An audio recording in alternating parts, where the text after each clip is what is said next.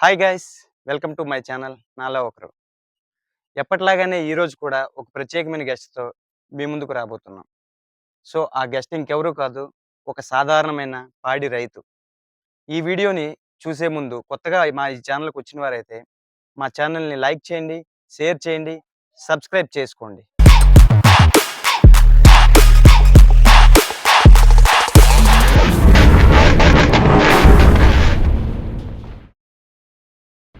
Hi అండి నీలం గారు, నమస్తే, ఎలా ఉన్నారు? నమస్తే రాంబాబు గారు. మేమందరం హ్యాపీగా ఉన్నాం. ముందుగా ఆయన ఒక పాడి రైతును వినడం జరిగింది. వెంటనే ఆయన్ని కలిశాను. కలిసిన తర్వాత ఇంటర్వ్యూకి ఒప్పించి మాట్లాడాను. ఎందుకు ఆయన్నే కలిశానంటే, ఆయనలో చాలా ప్రత్యేకతలున్నాయి. సో, ఆ ప్రత్యేకతలేంటో ఆయన్ని అడిగి తెలుసుకుందాం. మీరు ముందుగా వ్యవసాయ కుటుంబ నేపథ్యం నుంచి వచ్చారు గదా! మరి ఈ పాడి పరిశ్రమను ఎంచుకోవడానికి ఏమైనా కారణాలున్నాయా? ఓకే రాంబాబు గారు. పాడి పశువులకు దీనిలో రావడానికి బోలెడు కారణాలున్నాయి. ఎందుకంటే నాకు 2004లో మ్యారేజ్ అయింది. 2005, 2006 వరకు నేను ఖాళీగా ఉన్నాను. ఖాళీగా ఉన్నప్పుడు రోజు ఎర్లీ మార్నింగ్ అన్నదాత కార్యక్రమం చూసేవాడిని. చూసేటప్పుడు నాకు పశువులంటే చాలా ఇష్టం. జంతువులన్నా నాకు చాలా ఇష్టం.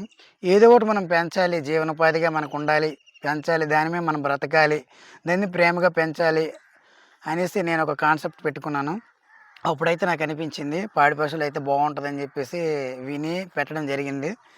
2006లో నా దగ్గర అయితే డబ్బులు కూడా లేవు. లేకపోతే ఎవరిని అడిగినా ఏం బాగుంటుందని చెప్పేసి ఎవరిని అడగలేదు. నాకు నా ఇంట్లో కూడా అప్పటికి అమౌంట్ లేదు. సో అప్పుడేనమాట నా దగ్గర కనిపిస్తే బంగారం ఉంది. ఆ బంగారం అనమాట ఆంధ్రా బ్యాంక్లో పెట్టుకోవడం జరిగింది. పెట్టుకొని బ్యాచ్‌గా ఫస్ట్ 2, తర్వాత 4, తర్వాత 6, తర్వాత 10, తర్వాత 2, మళ్ళీ 2, 2 చొప్పున అలాగే 20 చేయడం జరిగింది. ఈ రోజుకి కూడా హ్యాపీగా ఉండగలుగుతున్నాం. పశువులను ఇంకనూ ప్రేమగా పెంచుతూ అలాగ వస్తూ ఉన్నాం ఇప్పటి వరకు. ఇప్పుడు నేటికి 20 సంవత్సరాలు దగ్గరగా అవుతుంది. కానీ మేము దాన్ని జీవనోపాధిగా ఎంచుకోవడం జరిగింది. అప్పటి నుంచి ఇప్పటి వరకు కూడా మాకు శ్రమైన, కష్టమైన, బాధ అయినా ఏదైనా సరేను దాంతో మేము షేర్ చేసుకుంటా మేము అలా బతకడం జరుగుతుంది. నాకైతే 2 కుమారులు ఐతం కాలేజీలో చదువుతున్నారు. వాళ్ళకి కూడా ఈ పాడి పశువుల మీద వచ్చిన ఆదాయంతో వాళ్ళకి డిప్లొమా చేయిస్తున్నాను. ఇద్దరికిను ఇంజినీరింగ్‌కి వెళ్ళబోతున్నారు ఇద్దరు పిల్లలు కూడాను. సో, ఈ పాడి పరిశ్రమలో ఏమైనా లాభాలొస్తా ఉన్నాయా మీకు? లేదంటే లేకపోయినా సరే మీకిష్టం, మమకారం అన్నారు కాబట్టి, నష్టాలొచ్చినా సరే దీన్ని మీరు కొనసాగిస్తున్నారా? నిజమే. పశువులు పెట్టినాక నష్టం వస్తుంటది. రాదని ఉండదు. వచ్చింది కూడా. ఫస్ట్ బ్యాచ్ తెచ్చినప్పుడు దగ్గరగా ఒక 8 ఆవులు చనిపోయినాయి. 8 ఆవులంటే ఆ రోజుట్లో 8 పాతికలు వేసుకున్నా దగ్గర 2,50,000 రూపాయలు సుమారు పోయింది. అయినప్పటికీ కూడా నష్టం వచ్చింది. కానీ నేను నిలబడాలి. నష్టం వస్తే లాభం వస్తుందని చెప్పేసి ఒక దగ్గర విన్నాను నేను. ఎందుకంటే అన్నదాతలో కొంతమంది నాలాంటి యూత్ కుర్రోళ్ళు చెప్పడం జరిగింది. నేను విన్నాను. సరే నాకు అలాగే నష్టం వచ్చింది. నాకు మళ్ళీ లాభం వస్తుందని చెప్పేసి నేను నిలబడ్డాను. నిలబడి మళ్ళీ తెచ్చుకున్నాను. చనిపోయిన ఆవులు ఒక పక్కన పెట్టేసి మళ్ళీ కొత్తగా తెచ్చుకోవడం జరిగింది.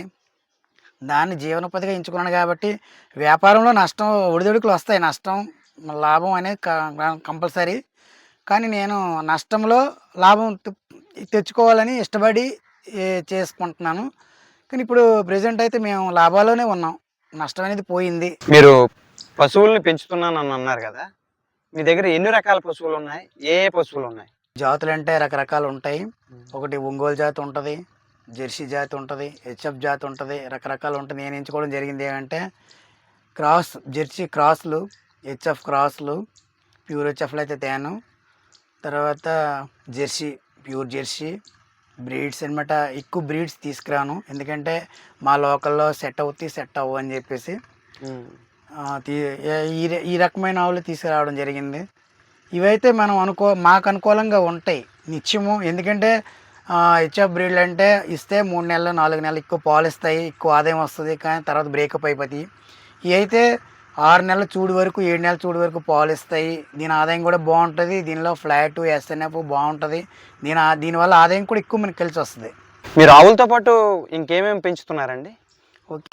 మేము పక్కన ఒక సేదాడు వాదాడుగా ఉంటుందని. ఎందుకంటే పశువుల్లో కొంచెం పాలు తగ్గుతున్నప్పుడు వాటికి ఏదైనా అనారోగ్యంగా వచ్చినప్పుడు పాలు దిగుబడి తగ్గుతూ ఉంటుంది. అలాంటప్పుడు నాకు నష్టం వస్తూ ఉంటుంది కదా! దానికి తగ్గట్టు ఓ పక్కన ఇంకేదైనా పెడదామని చెప్పేసి ఆలోచన వస్తే పెరటి కోళ్ళు అవి ఒక 40, 50 ఉంటాయి.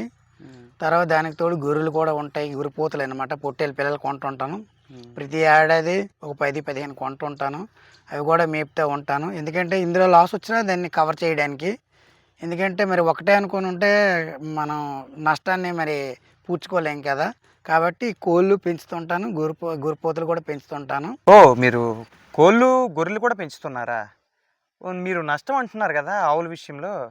ఏ విధంగా ఎలా వస్తుందండి నష్టం? నష్టం అంటే ఏ రకంగా దాన్ని డెవలప్మెంట్ చేసుకోవాలంటే ఒక పక్క కోళ్ళు పెంచుతున్నామంటే నెలొచ్చినప్పటికి కరెంట్ బిల్ అనేది 4000, 3000 వస్తూ ఉంటుంది కదా! మరి అది పాల్లో తీసేసినప్పుడు మనకు నష్టమే కదండీ! కాబట్టి కోళ్ళ నుంచి వచ్చిన ఆదాయం దానిపైన పెడుతున్నాం. ఈవిడ గొర్రెపోతులంటే అవి విడిచిపెట్టిన ఆహారాన్ని దానికి మనం పెడతాం. దానివల్ల ఏంటంటే మనకు జీవనోపాధి. దాని మీద లాభం కనిపించకపోతే దీని మీద వచ్చిన దాంతో మనం ముందుకెళ్తున్నాం అనమాట. దానాలు తెచ్చుకున్నప్పుడు గానీ, లేదంటే ఆవులు కొనుక్కున్నప్పుడు కూడా ఒక 5 ఆవులు ఒక 5 ఆవులు తెచ్చుకోవాలనిపించిందనుకోండి, ఈ 10 గొర్రెపోతులు అమ్మేస్తాను. లేకపోతే కొన్ని కోళ్ళు అమ్మేస్తాను. నా దగ్గర ఉన్న డబ్బులతో ఒక 4, 5 ఆవులు మళ్ళీ కొనుక్కోవడం జరుగుతది. అలాంటప్పుడు యూజ్ అవుతాయని ఓ పక్కన ఇవి పెడతా ఉంటానండి. మీరు ఇంచుమించుగా 20 సంవత్సరాల నుంచి ఇందులో ఉన్నానన్నారు కదా! సో, వాటికి ఏమైనా రోగాలు వచ్చినా, జబ్బులు చాలా వస్తుంటాయి కదా పశువులకి. అలాంటప్పుడు మీరు దాన్ని ముందుగానే కనిపెట్టగలుగుతారా? మంచి విషయాన్ని అడిగారు రాంబాబు గారు. ఓకే. పశువులకంటే అనారోగ్యాలు వస్తూ ఉంటాయి. మాకు నేర్చుకోవడం అంటే పశువుల హాస్పిటల్‌కి వెళ్తాం కాబట్టి, మేము 20 సంవత్సరాలుగా నీట్‌గా ఉంటున్నాం కాబట్టి దీంట్లోనే. ఏ ఏదైనా పొద్దున్న ఎర్లీ మార్నింగ్ ఇంటి దగ్గర వచ్చినాక ఫస్ట్ షెడ్ చుట్టూ తిరుగుతూ ఉంటాను. ప్రతి యానిమల్ ఎలాగుందని చూస్తాను. ఇది ఓకే, ఇది ఓకే, ఇది ఓకే అనిపిస్తే ఓకే. ఏదేమైనా ఎదకొచ్చిన లక్షణాలు గాని ఏమైనా ఉన్నా చూస్తాను. లేదంటే అవి తినకపోయినా లేకపోతే సొంగలు గార్చుకున్న రకరకాలమైన జబ్బులుంటాయి. మన మనుషుల్లాగే ఒక్కొక్క రోజు ఒక్కొక్కటి వస్తుంటది. ప్రతి యానిమల్‌కి కూడాను. ప్రతి యానిమల్ ఎలాగుందని చూస్తాను. ఫస్ట్ వన్ నేనొచ్చిన తర్వాత.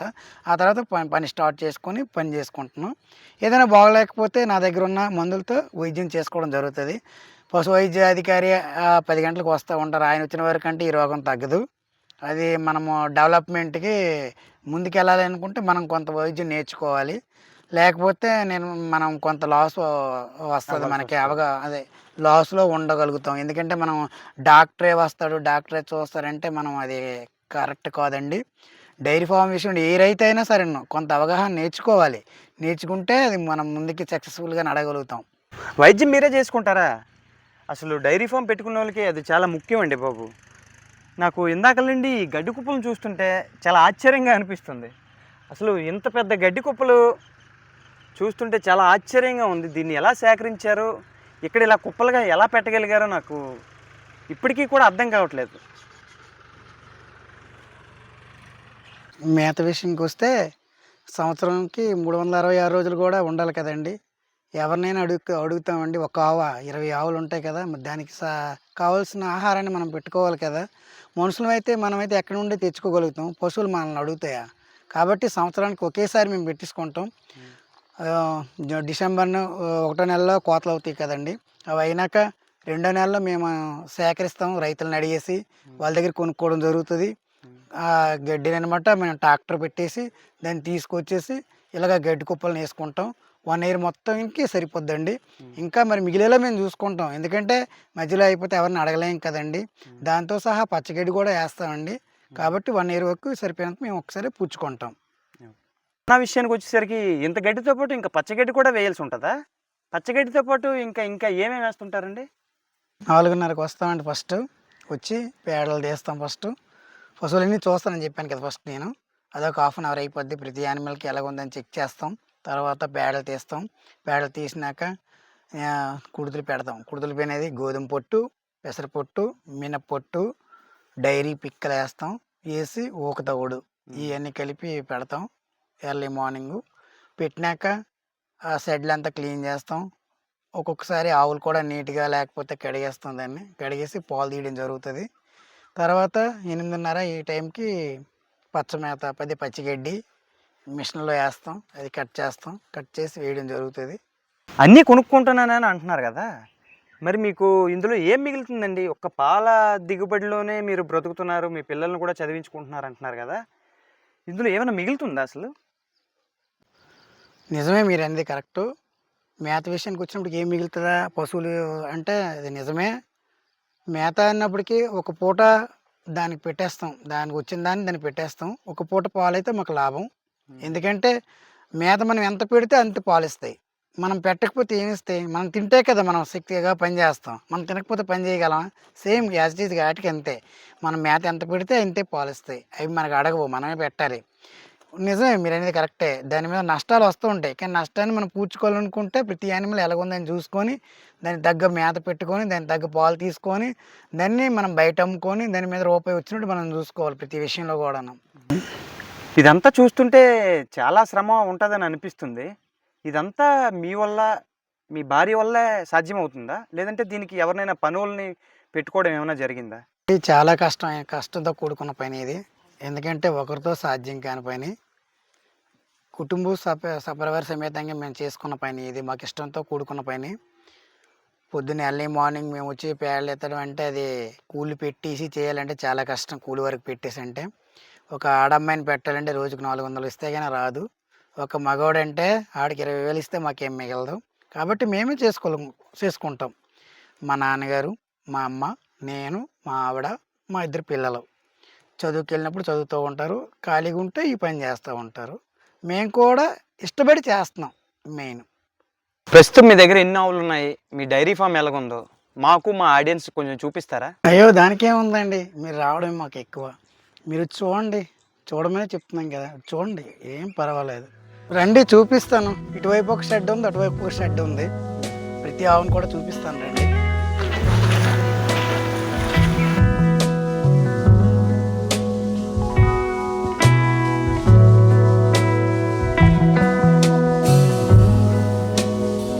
ఓకే.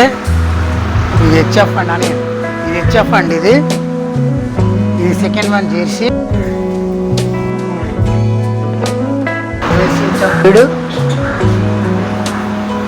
ఇది జెర్సీ ఎఫ్ క్రాస్. ఇది హెచ్ఎఫ్ జెర్సీ క్రాస్. ఇది హోల్స్టీన్. ఇది జెర్సీ హెచ్ఎఫ్ క్రాస్. ఇది జెర్సీ.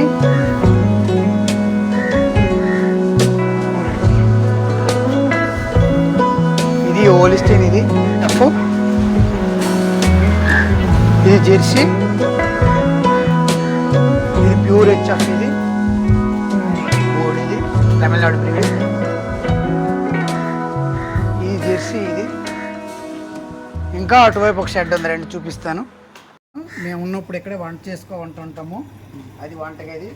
ఇది మధ్యలో మేము పడుకునే గది. ఇది మా నాన్నగారు ఇప్పుడు డైలీ 24 hours ఇక్కడే ఉంటాడు కాబట్టి ఇక్కడ పడుకోవడానికి ఆయనకి అవైలబుల్గా ఉన్నట్టుగా సరిపోయిన దానా బస్తాలు 10 రోజులు తీసుకుంటాం లోడు. ఇది మొక్క పిండి.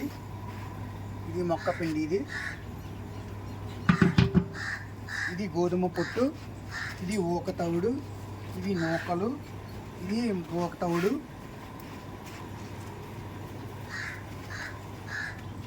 ఇది గడ్డి కట్టింగ్ మిషన్ అండి. ఇది గడ్డి కట్ చేస్తుంటాం చాప్ కట్టరు.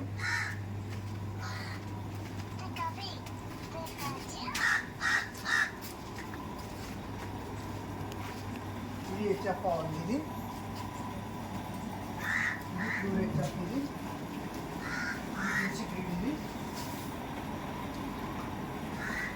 మన పుట్టిందే ఫ్రెష్ గిరిజాక్ అండి. ఇది మొన్న డెలివరీ అయింది. ఫస్ట్ డెలివరీ లాగా ఆడపిస్తుంది. దీంతో పాటు కోళ్ళు కూడా ఉన్నాయండి. మీకు చూపిస్తాను రండి. అదిగోండి కోళ్ళు. అలా చూడండి. ఇప్పుడే విడిచిపెడతాను దీన్ని. చూడండి కోళ్ళు చూడండి.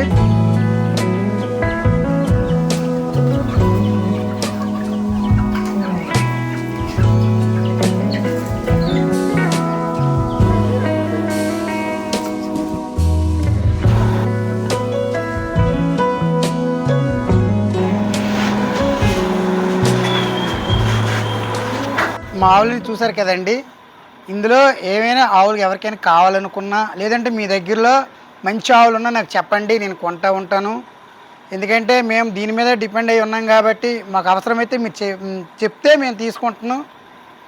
ఓకే, నమస్తేనండి. మా ఫోన్ నెంబర్ కూడా మీకు ఇవ్వడం జరుగుతుంది. మీరు కొత్తగా డైరీ ఫామ్ పెట్టాలనుకున్నా నన్ను అడగొచ్చు, నేను చెప్తాను. ఏదైనా సలహాలు కానీ సూచనలు కానీ మేము చెప్పడానికి రెడీగా ఉన్నాను. మీలో ఎవరికైనా ఎటువంటి సలహాలు కానీ ఎటువంటి సమాచారం కానీ కావాలనుకుంటే ఈ నెంబరు మేము స్క్రీన్ మీద ఇస్తామండి, మీరు దయచేసి సంప్రదించగలరు. Okay, thank you very much అండి నీలం గారు. థ్యాంక్ యూ అండి. Thank you.